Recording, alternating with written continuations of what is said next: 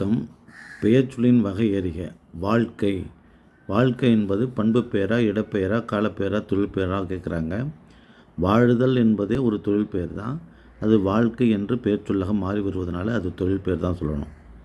சிறகு என்பது எவ்வகை பெயர் சொல் அப்படின்னா, சிறகு என்பது ஒரு பறவையினுடைய ஒரு பிரிவு அல்லது ஒரு உறுப்பு. எனவே சினைப்பெயர்னு சொல்லணும். ஊர் சிரித்தது அப்படின்னா, ஊர் சிரிக்காது, ஊரில் உள்ள மக்கள் தான் சிரிப்பாங்க. இப்போ ஊருங்கிற இடம் அதில் உள்ள மக்களுக்கு ஆகி வருவதனால இடவாகு பெயர் அப்படின்னு சொல்லணும். பெயர்ச்சினுடைய வகை அறிய. கார்த்திகை. கார்த்திகைங்கிறது ஒரு காலத்தை குறிக்கக்கூடிய, மாதத்தை குறிக்கக்கூடிய காலப்பெயர். பெயர்ச்சியுடைய வகை அறிதல் அப்படின்னா மரம். மரம் அப்படிங்கிறது ஒரு பொருள் பெயர், அது ஒரு பொருளை குறிக்கிறது. காது இச்சொல் எந்த பெயரை சார்ந்தது அப்படின்னா, காதுங்கிறது ஒரு உடலுடைய உறுப்பு, சினை. எனவே அதுவும் சினை பெயர் தான். இருக்கை என்பது தொழில் பெயரா, காலப்பெயரா, இடப்பெயரா, சினைப்பெயரான்னு கேட்குறாங்க.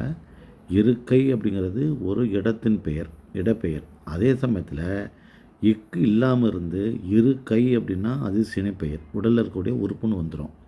இருக்கை அப்படின்னு வல்லொற்று மெய்யெழுத்து வந்ததுனால இருக்கை என்பது ஒரு இடத்தை குறிக்கக்கூடிய இடப்பெயர் அப்படிங்கிறது தெரிஞ்சுக்கணும். ஆட்டம் இச்சொல்லுக்கு இலக்கண குறிப்பு. இது ஒரு தொழில் பெயர். ஆடுதல் அப்படிங்கிறது தான். அந்த ஆடுதல் என்பது விகுதி பெற்று தொழில் பெயராக தான் அது வரும். அதனால் அது ஆட்டம் என்பது தொழில் பெயர் தான். ஏன்னா வினைமுற்றுனா வினை முற்று பெறணும், பேரச்சனா பேர்ச்சொல் ஒன்று முடியணும், வினையச்சம்னா வினைச்சொல் ஒன்று முடியணும். இனிமை என்பது என்ன? இனிமை என்பது ஒரு பண்பு பெயர் இல்லைங்களா? இனிமை என்பது ஒரு பண்பு குறிக்கக்கூடிய பெயர். வற்றல் என்பதுடைய பெயர்ச்சொல்லுடைய வகையது அப்படின்னா அது ஒரு தொழில் பெயர். வற்றல்ங்கிறது அல் வந்தாலே அது தொழில் பெயர் தான். அல் தல் வந்தாலே தொழில் பெயர் தான். நன்றி, வணக்கம்.